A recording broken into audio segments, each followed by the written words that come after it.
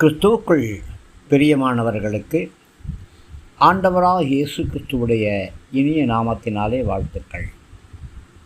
ஞானத்திற்காக நாம் எடுத்துக்கொண்ட வேத பகுதி சங்கீதங்களுடைய புஸ்தகம் 128வது சங்கீதம் 2வது வசனம். உன் கைகளின் பிரயாசத்தை நீ சாப்பிடுவாய், உனக்கு பாக்கியம் நன்மை உண்டாயிருக்கும். பிரியமானவர்களே, இந்த சங்கீதம் 128 தனிப்பட்ட 4 விதமான ஆசீர்வாதங்களை நமக்கு வெளிப்படுத்தக்கூடியதாக இருக்கிறது. முதல் 2 வசனங்களிலே கர்த்தருக்கு பயந்து அவர் வழிகளில் நடக்கிறவன் எவனோ அவன் பாக்கியவான், உன் கைகளின் பிரயாசத்தை நீ சாப்பிடுவாய், உனக்கு பாக்கியம் நன்மை உண்டாயிருக்கும். பிரியமானவர்களே, நாம் கர்த்தருக்கு பயந்திருக்கும் பொழுது நம்முடைய ஆவிக்குரிய வாழ்க்கையிலும் உலகப் பிரகாரமான வாழ்க்கையிலும் வரக்கூடிய வளர்ச்சி, செழிப்பு இவைகளை குறித்து சொல்லப்பட்டிருக்கிறது. இவைகள் எல்லாம் கர்த்தராலே ஆகும் என்று வேதம் சொல்கிறது. கர்த்தருக்கு பயப்படும் பொழுது தெய்வீக ஆசீர்வாதங்கள் நம்முடைய வாழ்க்கையிலே கடந்து வரும். நம்முடைய தொழிலிலே, நம்முடைய வியாபாரங்களிலே ஆசீர்வாதங்கள் உண்டு. நம்முடைய குடும்பத்திலே செழிப்பு உண்டு. நம்முடைய தலைமுறையிலே ஒரு பெருக்கம் உண்டு. இதிலே சிறியவன் என்றும் பெரியவன் என்றும் எந்த பாகுபாடும் கிடையாது. ஏழை என்றும் பணக்காரன் என்றும் எந்த பாகுபாடும் கிடையாது. ஒரே காரியம், கர்த்தருக்கு பயந்து அவர் வழிகளிலே நடக்க வேண்டும். அப்படி நடக்கும் பொழுது உன் மனைவி உன் வீட்டோரங்களிலே கனிதரும் திராட்சை கொடியை போல இருப்பாள். பிரியமானவர்களே, திராட்சை கொடியானது மென்மையானதாக இருக்கும். திராட்சை செடி படருவதற்கு கொழு கொம்பு, அதாவது ஆதரவு தேவை. நேரப்படி அதற்கு தண்ணீர் பாய்ச்சியாக வேண்டும், எரு போட வேண்டும், உரமிட வேண்டும். சரியாக பராமரிப்பு செய்யாவிட்டால் அது வாடி போய்விடும். சரியாக இந்த திராட்சை செடியை பராமரித்தால் மிகுந்த பலன் உண்டு.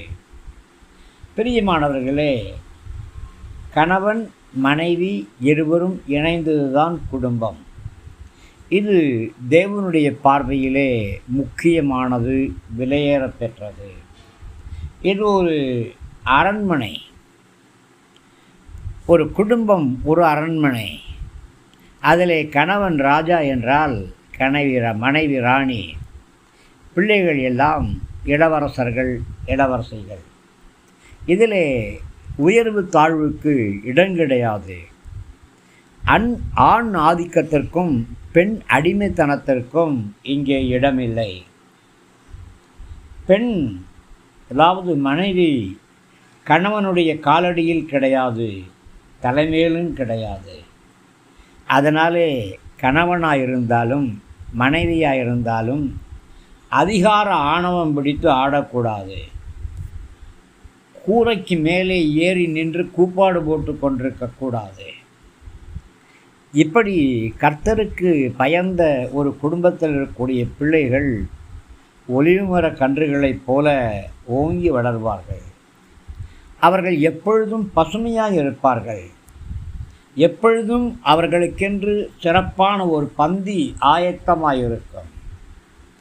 பிள்ளைகள் சந்தோஷமாக இருப்பார்கள். உங்களுடைய பந்திக்கு பிள்ளைகளை அடித்து இழுத்து கொண்டு வர வேண்டிய அவசியம் கிடையாது.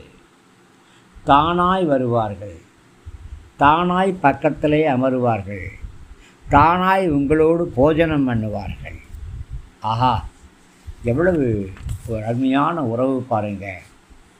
சில வீடுகளிலே கணவன் தனியாய் ஒரு மூலையில் சாப்பிட்டு கொண்டிருப்பான், மனைவி ஒரு மூலையில் சாப்பிட்டு கொண்டிருப்பான்.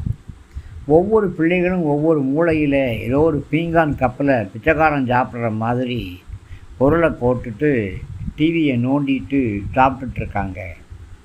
அவங்க என்ன சாப்பிட்றாங்கன்னு அவங்களுக்கும் தெரியாது, பெற்றவங்களுக்கும் தெரியாது.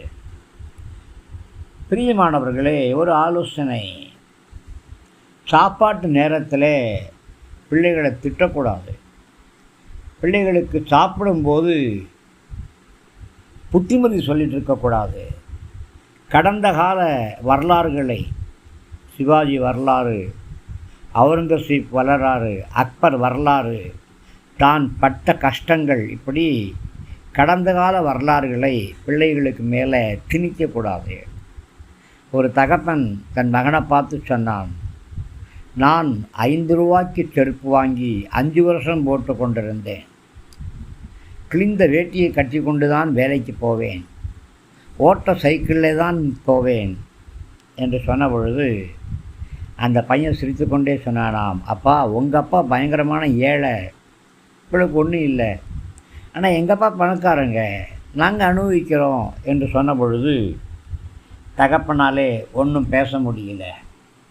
பிரியமானவர்களே, நீங்கள் பேசுகிற பேச்சிலே ஒரு ஆரோக்கியம் இருக்கணும். நீங்கள் பேசுகிற பேச்சிலே ஒரு சந்தோஷம் இருக்கணும். நீங்கள் பேசுகிற பேச்சிலே ஒரு சமாதானம் இருக்கணும். பிரியமானவர்களே, தனிப்பட்ட ஆசீர்வாதங்களை உங்கள் மேலும் உங்கள் குடும்பத்தின் மேலும் ஊற்றும்படி கர்த்தர் விரும்புகிறார். குடும்ப ஆசீர்வாதங்களை உங்கள் மேலே ஊற்றும்படி விரும்புகிறார். எல்லாவற்றுக்கும் மேலாக தேச ஆசீர்வாதங்களை ஊற்றும்படியாக விரும்புகிறார். உங்களை கொண்டு திருச்சபையின் ஆசீர்வாதங்களை கர்த்தர் ஊற்றும்படியாக விரும்புகிறார். பிரியமானவர்களே, உங்களுடைய வாழ்க்கை சமாதானமாக இருக்கட்டும். நீங்கள் எந்த வேலை செய்தாலும் அந்த வேலையிலே கர்த்தருக்கு பயந்து உண்மையாய் உத்தமமாய் இருங்க.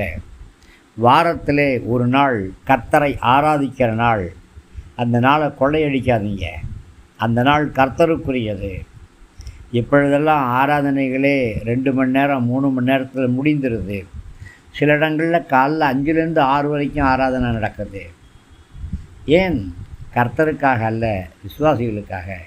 பாவம், வேலைக்கு போகிறாங்க, கஷ்டப்படுறாங்க என்று சொல்லி கர்த்தரை கனவீனப்படுத்தி மற்றவங்களை கனப்படுத்துகிறாங்க.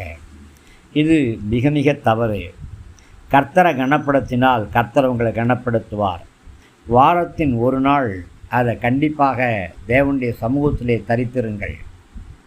உங்கள் மனைவியோடும் பிள்ளைகளோடும் உற்சாகமாக இருங்கள், சந்தோஷமாக இருங்கள். வாரத்துக்கு ஒரு நாள் தேவ சமூகத்திலே காத்திருங்கள். தினசரி வேதம் வாசியுங்கள், ஜெபம் பண்ணுங்கள், ஆராதனை செய்யுங்கள். தசோவாங்களை சரிய சபையிலே கொடுங்கள், காணிக்கைகளை கொடுங்கள். ஏழை எளிய மக்களுக்கு உங்களால் முடிந்த உதவிகளை செய்யுங்க. கண்டிப்பாக உங்களுடைய குடும்பம் ஆசீர்வாதத்தின் குடும்பமாக இருக்கும். கர்த்தர் உங்களை ஆசீர்வதிப்பாராக. ஆமேன்.